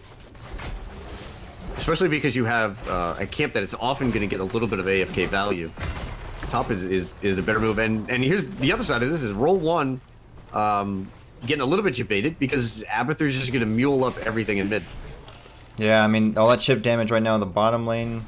Right? Let's see, where's Mule? Well, he doesn't have Mule yet. Not yet. Yeah, we're not quite. Actually, though, speaking of, let's look at the talents. Anything out of the ordinary that we see? Doesn't look like it. Same Brightwing build. ETC doing pretty good on Prog Rock. The Jaina struggling right now is going to be an issue around the 13 to 16 talent tier. Right now, she has no damage in PvP. She has nothing for advanced ice block, and that's Diablo. As well as Dahaka on the other side. One way she can make up for that though is taking Water Elemental instead. Welly. Yeah, best way. It's the best way to catch up. And this isn't any knock on Juaniba, who's done a fantastic job in this series. It's just the way this Sky Temple works. Often you're just kind of chasing ghosts, and with Jaina, you're a wave clear bot. Well, also Jaina has one less body to pick on with Abathur. All right, so we really want this vision up top. Mule online. Keep an eye on mid for it. It's Yep, being muled up right now. Oh, love it. So, yep, like you're saying, permanent damage on the side of Roll1 now, and Drop Dead Gorgeous, it gets to heal up their forts. So if they're going to do any kind of damage to a fort, they got to finish it off. We have to see how Drop Dead Gorgeous play this. So they're like a quarter of a level up. This is where they should get the huge spike. The Mule heals everything up. They can get some free clear. They'll dance around the map. Abathur will be able to double soak because the objective isn't going to be up for another minute total, I think.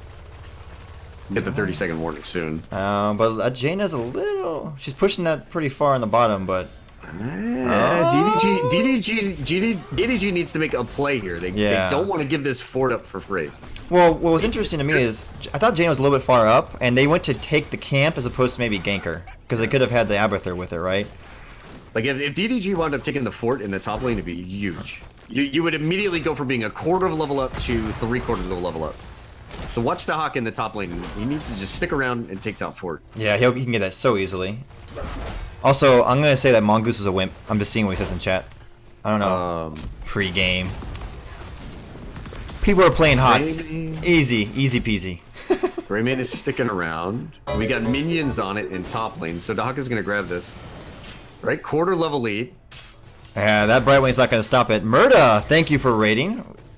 For all those people raiding right now, this is a Division B West matchup between the 4 and 5 seeds of Drop Dead Gorgeous and Roll1 Esports. This is actually map number 3. Winner will go on. Half level lead. Here comes level 10 with the next set of minions. Yep. And so let's see what the picks. We got Lightning Breath. DDG needs to get in there. Yeah. Riptire. There's Puck Not Drugs. Isolation blocked by ETC. Good move. Oh, Lightning Breath comes out just as Velvet arrives, and I don't think the damage is too much, but Typhus gets over the Concussion Mind play by Unitas. And they are also low, and the Riptire gets the right wing, gets them all, and they're pretty much at the back up here. They don't even have 10 yet. They just now hit. Roll1 played that about as well as they could, and the Concussion Mind was the difference. Yeah. They backed it out. They had the backout play. The Haka drag gets blocked by a power slide, and they're walking away in. Unitas makes the Hail Mary Concussion Mind play. Wins that part of the video game. Remember we talked about the XP? It was 7 at level 7. It was about a maybe like a 40% level lead. It's up to 1 level now. Yep. And that's just gonna keep getting worse with the Dahaka and the Abathur. I mean, boss isn't even an option. So Abathur value becomes just massive here. do you think that Roll1 needs to be a bit more aggressive as a 5-man and try to get back in this? Because I think if they just keep playing a little bit passively, they're going to slowly get just XP'd out on this match. Oh, that Gyarados is way out of position. There's the taunt, but I don't think it's going to matter. Nope. There's the isolation, lightning breath. When you're down on Sky Temple, you can always make a boss force. You can always just go for it. Looks like they're just going to go. Here, What are you talking about? He could stage dive in and then bump him off and then immediately die afterwards. you can always make a force, or you can always try to start to figure out, all right, if we're not going to get the win condition in the top lane, can we do something in another lane to get some value? Zed stepped up. They were trying to get it. Well, he's out, as is Odin. Wait a minute. What? Nah, nothing. I was surprised they actually went for that because they were still down 4 or 5. Yeah. I mean, listen, Hail Mary play. Oh, look at that. We have a donation by Homo Poe for a triple cast. So, Mongoose, come on. The people want it. So, stage dive is up. Isolation is He's down. backing low on. I mean, right now, Drop Dead Gorgeous is executing what they want really perfectly for this map. Yeah. And they need to, I feel like they need to get to 13 as quick as they can, and they need to take a fight because they want to dive in still. They still want to, control a team fight in that manner. And Roll, yes. The And longer- Roll, the goal for Roll1 is just to figure out how to control 2 lanes. yeah. They can't, if they trade equally, they're going to be down 16-14, no problem. They need to figure out how to bully 2 lanes right now, and they're struggling a little bit. And listen, you got the Haka Abathur in the top lane. Watch this top lane get pushed out. Yeah.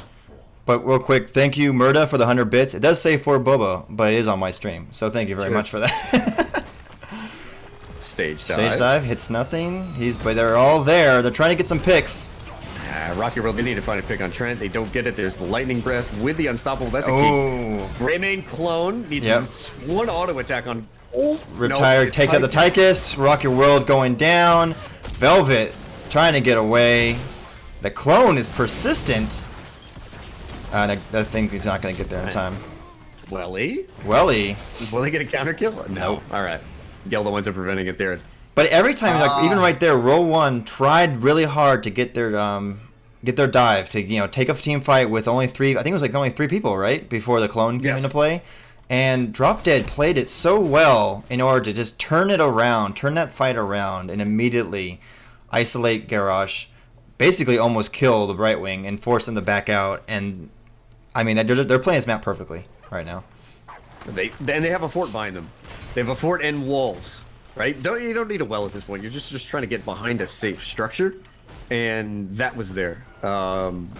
Yeah, for Roll1 in that spot, they would have had to play it so perfectly. They had an opportunity to get the Greymane kill. There was maybe like 1 range away from being caught.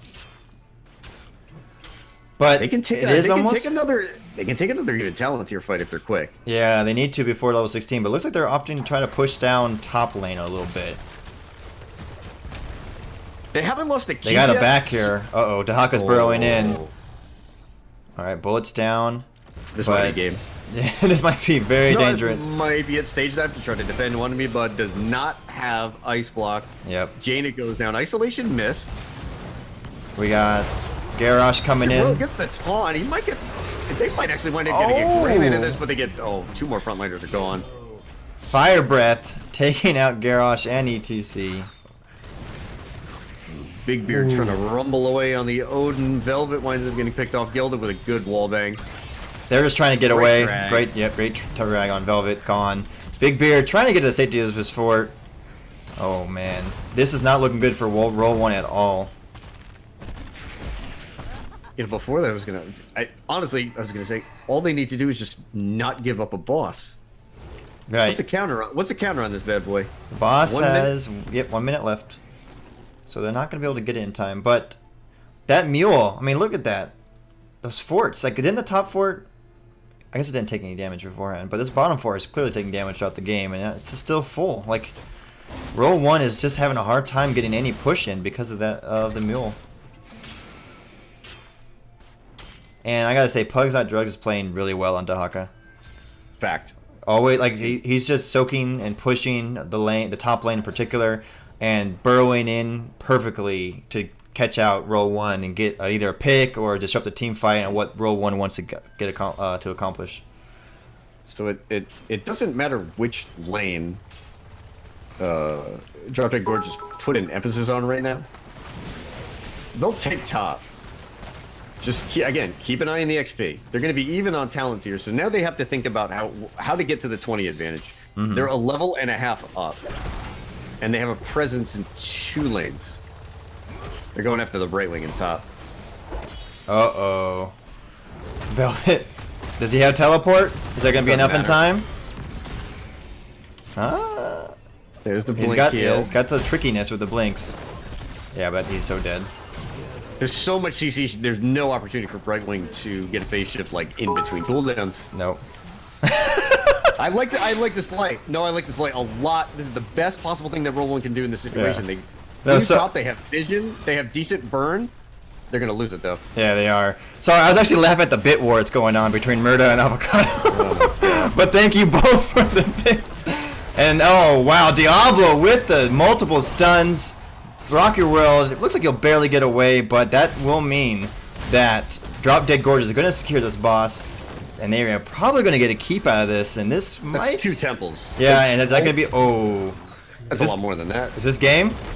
If Tychus goes down, is this game? They have too far to go through, but this is too... It's definitely a keep. Yeah. Right, it should be 2 keeps because you've got 2 temples up right now, and you can just throw anybody bottom. Top, why would Roll1 contest that? The shots alone from the temple should be enough. The boss will get decent passive value. Well, they're actually burning it pretty quickly. It just gets chip damage.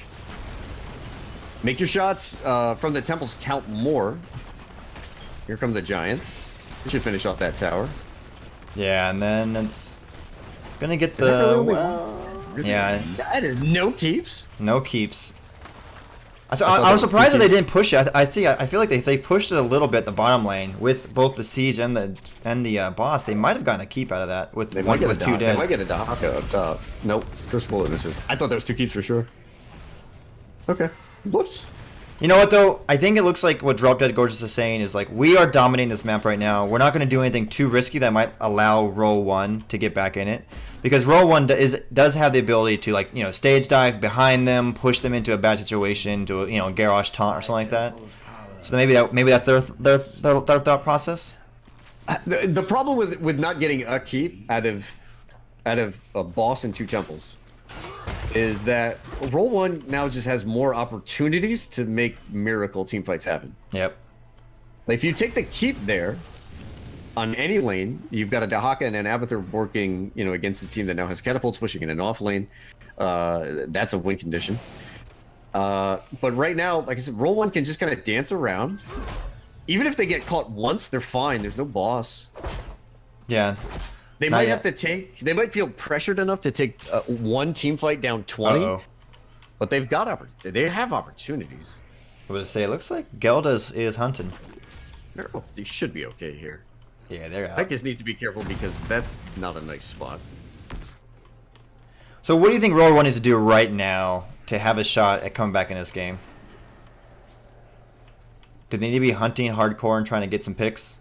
I don't think they're going to be able to take back map control. They need it. Okay, if they get 1 team fight win. Yeah, they do have lanes not really pushed out, but they can get a keep. They can take the map back. You can just kind of force a keep. They probably need 3. They're going to need 3 wins. Somewhere on the map, they need 3 wins, right? It could be a team fight and a boss. It could be 3 team fights. I don't know. I don't know what to say, but they need probably 3 events to just go perfectly in their advantage in a row in order to win this game. Murda is going crazy with bits. Thank you very much, sir. Appreciate it. Yeah, I mean, I do think they're almost at... Yeah, no, they all say for Bobo. But you have to know, It's all going Murda, to it's Lighthouse, going to me. I will say though, Roll1 has gotten back in the XP, right? They were down like 3 levels. They're now only down, what, 2 levels a little bit? But they're almost at 20. If they can get to 20, yeah, they might be able to force a fight, get themselves back in it. Like as you said, one team fight. They may take an odd, but keep an eye out here because they might just take the odd, what they consider to be an odd advantage. Well, there's stage dive. Their stage, okay. That's an interesting location. If you leave the Brightwing on the Dahaka and just make it so that anytime the Dahaka burrows, you polymorph him. Mm-hmm. He can't join. You can make a small window for a team fight. Yep. But Oh! Gyarados is dead. So quick. And Tychus is probably dead. Gone too. And Jaina's probably dead. That should be Jaina with a Riptide. There's no ice block available for Rainbow. She still doesn't have ice Maybe. block? Ouch. Diablo wants it. Doc? Oh, Diablo might get traded out if he's not careful here. Does he have Soul Shield? Jaina's gone. ETC's gone. That's probably That's everybody game. but Brightwing. That's gotta be game, right? They push down this top keep and core. They should end it. I think they're thinking about picking up the shots for free to get the keep down. Junkrat goes. That's a Ripper air move. Well, there goes the mule. There goes the key. Listen, I think they might have made a little bit of a misstep here, but Yeah. This is game. Gorgeous is about to win this game. Velvet is B-stepping in celebration of making the playoffs and doing a good showing. Showing a great understanding of Sky Temple. Yeah.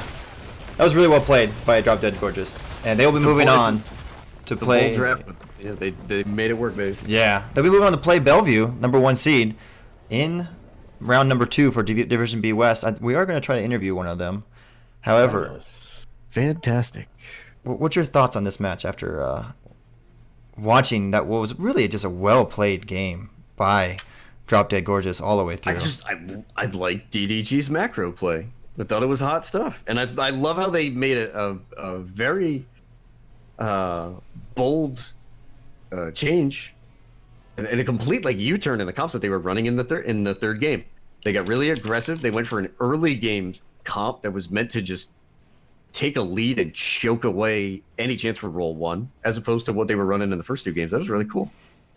Yeah, I think they did a really good job adapting to what Roll1 wanted to do, because that comp did an excellent job of preventing Roll1 from diving in on what, and taking those team fights that they want, and instead kind of forcing them to play a game that they weren't clearly comfortable playing. All right. Sky Temple does that to teams. Yeah. It's a tough map. It's like one of those maps that people just kind of don't. So it looks like we are going to interview with Pugs. There he is. Yeah, I see him. And Gelda too. Oh, cool. Let's go hop in with them. Sounds good. All right, everybody. Looks like we are joined by Pugs and Gelda of Drop Dead Gorgeous. Congratulations, both of you, on your really well-played victory today. How are you all feeling moving on? Hype. Yeah, we're pretty hyped. That was a good one. That was a fun series. That was a very fun series. Yeah, we got scared a little after that second game. So this third game coming in and having it be a lot more smooth was good. Yeah, your guys' comp for the third game, I would say kudos, well played, because you executed that perfectly, and you clearly had a very, very strong strategy that you have practiced and wanted to execute. And I really thought you guys did a good job of adapting to what Roll1 wanted to do and just taking them out of their element. So was that the strategy with that comp, speaking of, or is this one you do? I think it's just that the strategy behind that comp is just kind of just playing the macro the entire time and letting them make the mistakes, and then you just you play the slow play, and then eventually, especially on Sky Temple, you can just outpush them. Yeah, they actually hit us with a heads-up ban, though. It wasn't the perfect iteration. The Samura? Yeah. Yeah. Real heads-up first ban. That's okay. And we made the comment in draft. I'm like, if you think the Samura was the actual problem, the problem is the Abathur. Yeah, Samurai is actually pretty strong on that map still. So yeah, but Abby just wins, and that. I just had a question. After game 2, after the loss, you go to Sky Temple. You stuck with the supportless Abathur. No fear at all. No, It's a different no. draft. It's a very different and a very different map. Yeah, and we took our support player off. He didn't play the Abathur. He played the Junkrat. Right on. And he played well. And we've done it quite a bit, like just trolling kind of, but we've never really. I think we Not tried one trolling, other time. like in team league and stuff. Yeah. Our support player doesn't want to play support one game or something. We weren't trolling the other team. Yeah, no, yeah, we're trolling the other team. Just like, but we haven't really practiced it that much. But that was our first time playing Sky Temple this whole season, which is kind of cool. I think our first time ever in NGS playing Sky Temple, which is kind of Very cool. I love to see Oh, people really? take that map. Yeah. I love it's probably the least played map in the entirety of the rotation. That's cool. Well, stats of the storm would have loaded before we could have found that out. But it was being a pain about it. So Don't blame stats. I'm not. I'm just messing with Valendra. So map number 1, you guys also dominated. I feel that map. What was there any scouting you guys did of Roll1 coming in this matchup, or was that just was that just your game plan? Like, this is what we're gonna do. We know what we want, how we want to play. Because I know that was Roll1's map pick, but it really felt like it was your map pick on how you played the map in the end. It's funny because our top 2 map picks are Dragonshire and Towers, maybe Shrines. I don't know, but it's usually Dragonshire. We like to play Dragonshire. But we played them before, and they actually beat us 2-0 when I think we were using a sub, but I thought we played the first map really clean. The draft didn't go exactly how we wanted it to, and they ended up, their first 2 bans are actually, they target banded, well, they kind of target banded me. I play a lot of the Zeratul and the Kerrigan, so they kind of kept that up the whole time. The last time they banned the Zeratul against those 2, and they're 2-0. And the Maiev. Yeah. Those felt like target bans when they kept doing them every map. With the Samuro mix-up on their first pick map. But you I kept like it, running. though. You kept running these like long range siege comps, which are kind of neat. And you guys really start games off differently. I just gotta ask, where does this I don't know, off meta macro sense come from? Me, I think. I think we as a team kind of like think of a way of how we can play the map and how we open on maps and how we can get the macro advantage. And I think that's what went wrong in our game 2 is like we almost have like such a big advantage, and we just try to poke one too many times on that bottom shrine. Yeah, it led to a triple kill, which gave them like the whole XP lead. Yeah, and then once they had the map pressure kind of on that with the Dahaka, so we just got put on the back foot with the hammer comp. It's not really what you want to be doing. So I feel like we do pretty well in the early game. When the early game goes well for us, we can usually push it into the late game with our kind of. I don't think it's a different strategies. You know what I mean? A lot of. We like to, I don't know, our rotations are sometimes we like watch what some of the HCC teams will do where it's like a really unique game that they catch the other team by surprise, and we try to emulate that here. Because if it catches them by surprise, it's probably going to catch these guys, people our level, by surprise. So I think that's a little bit of it too. Right on. Right on, Cool. guys. Cool. So moving on, you'll be facing off against Bellevue next week. They're the number 1 seed. How are you feeling going into that matchup? They haven't lost the map, have they? I don't think so. Yeah, so it's okay. So as you're starting to say is you're feeling supremely confident. Yeah, supremely confident. we've done some scouting, and we're going to be drafting Lily, putting a lock on our Q button for our support. Is this why Division B West scheduled all their bloody matches on Sunday and Monday night? So you guys had a whole week to prepare for round 2? Is that what's happening here? Hey, it's the strats, the secret strats. All the captains bought in. God, you guys are funny. Like we were looking at it because like I think Mongoose and I are supposed to cover all the Division B games, and we're like, "There's a match tonight, we can't make it," and there's like 3 tomorrow night, and they're all at the same time. What are these people doing to us? I think we just like to get them done. Yeah, get them done early in the week, because they're fun, something to look forward to. Right on, guys. All right. I mean, that does it for me. Yeah, that does it for me as well. So well played to you guys. Are any shout outs you'd like to make before we sign you off? Galda? Shout out to the team. Good win today. Shout out to the girlfriends and fiancés. Hey. Getting moved up in the world last season. It was shout out to the The girlfriends. true Now it's shout support. outs to the fiancés and the real supports. Let's go. Those are my shout outs. And shout out to our sponsors, Drop Dead Gorgeous, for making us Right. gorgeous. Absolutely. And not the drop dead part. Yeah, just being gorgeous, you know. How'd they make you gorgeous? Was that the plastic surgery they gave you? No, dude, Yeah. just the beauty shield, you know. I needed a little plastic. Cool. And shout outs to you guys for casting our game. Cheers, Thank you. guys. It was our pleasure.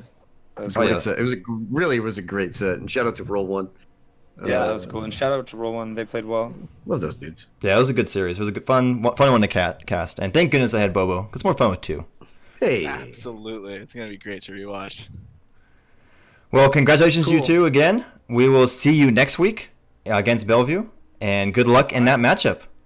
Thank you. Yeah, their first Cool. loss. Thank you so much. Ciao. Yeah. Have a good one. All right, Bobo. So, Mr. House. thank you very much for joining me for this cast. I thought it was fun times. It was good, man. I just, I know you didn't want to fly solo. I'm here for you. Flying solo means I have to actually take this thing, take everything seriously and not make as many jokes, Bobo. And you allowed me to do that, and I appreciate that. It's great. Listen, it's awesome, man. I just wanted to step up and just make a couple of rants, and just do my crappy little Dread impression. It was all great, and I loved it, and that was a freaking awesome set, man. Yeah, that was really fun comps by both That was teams. cool.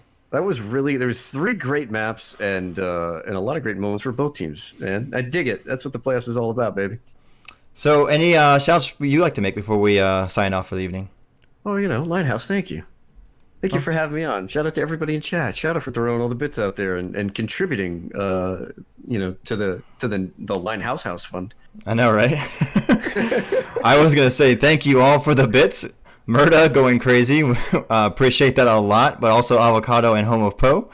And also, I actually got 4 new followers during this, so I'd like to thank all of them as well. Avocado, Good to see it. John Knight, Axel Foley, and Ripper Hots. Appreciate it, all of you.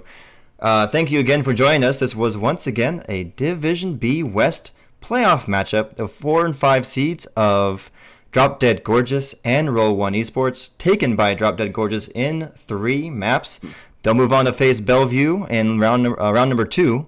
I think all the Division B matchups are complete for the week. Unfortunately, I don't know who won the other 2 matches because they happened during this. I think it'd be West. Yeah. Yeah, I know Mongoose casted one and Murda casted the other, and they're both in my chat, so I'm assuming their matches are done. Well, that's 3. Is that 3 out of 4? Oh, the other one happened last night. Bellevue played last the night. Bellevue one was really, wow, Right. That was really fast. Very Yeah, cool. All right. right. All right. Well, I hope to see a lot of scrims and a lot of teams looking to just gear up for this. Div B is awesome. And I wish everybody luck in B West, man. It's good stuff. Yeah, and I don't think there's anybody to go to, unfortunately, because of that. So I'm just going to end my stream here. So thanks again, Bobo, for joining me. I really do appreciate it. And Cheers, brother. We'll do this again sometime in the future, my friend. Thank you all for joining us. Have a good one.